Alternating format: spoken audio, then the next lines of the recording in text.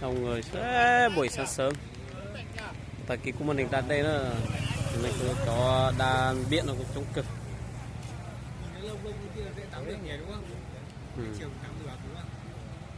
Anh như hôm qua là đục nhỉ, bây giờ nó lại không đục nhỉ.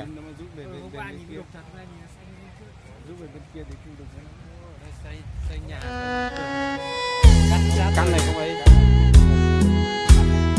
Mặt này sát luôn.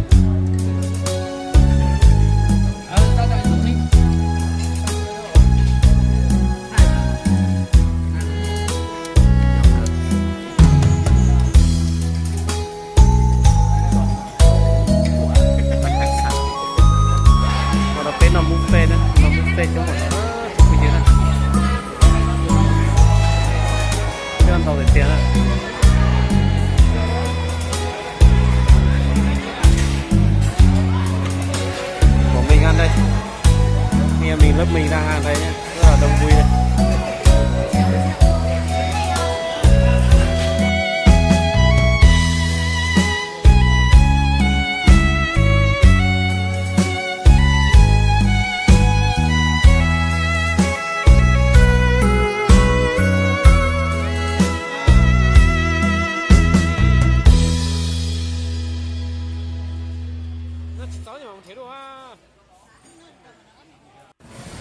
Ruột đâu, anh phải thử. Đây là cái này. Cái này. Bê. Tao tụ cá ý.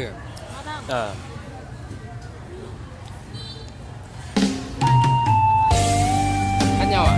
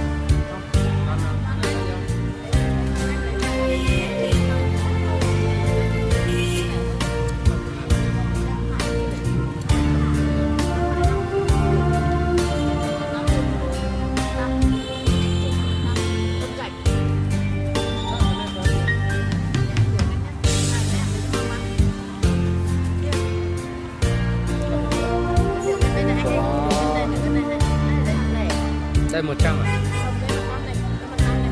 Đây là Nó rẻ thế. là cái này vật cân còn lại có 5.000 thôi. Thì em lấy tầm 2 À. Chốt thế chưa? Em lấy 5.000.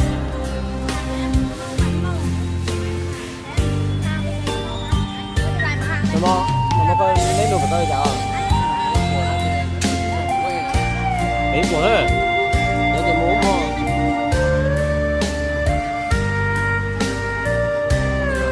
có lại rồi cái của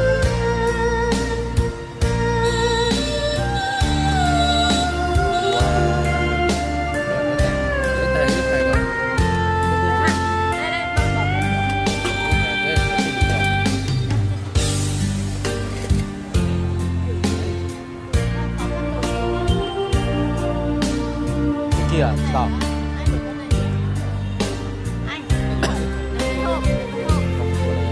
không biết Cái từ đó chị. Họ bán cái này ở cái đầu mà có hàng này đâu, hàng này là nhiều này. Cái hàng này không có nữa này, anh phải đợi luôn, đặt hàng em có em được luôn. Em lấy sai luôn. cho tôi bỏ ha để làm nào Giả ra. cái nhàng đó ha tăng sao đó sao sao có cái gì chỉ dùng cho bé dùng về dùng về có không dùng giờ dùng cho bé còn Đây là đây là mình phải lấy. Mua là mình phải lấy cho cái hàng này, cái hàng này bán nhau hàng tuần nhá, để hàng đó tay con tao đây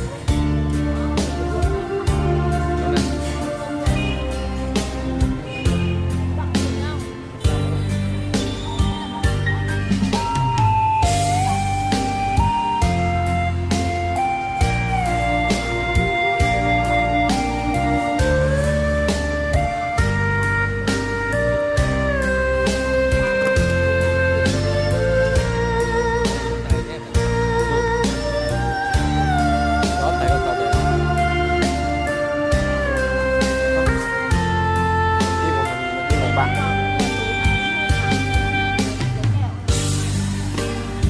ngoài anh 500 cân có đâu.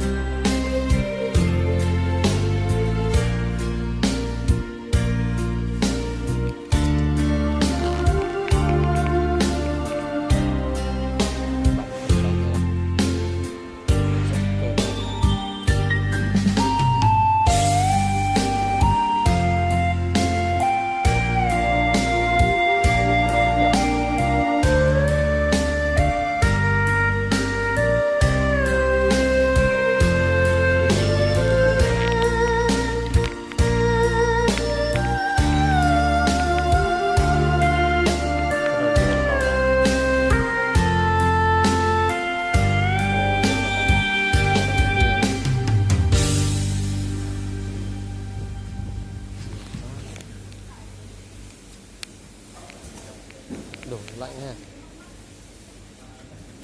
mình đã có là đá cái tạo sao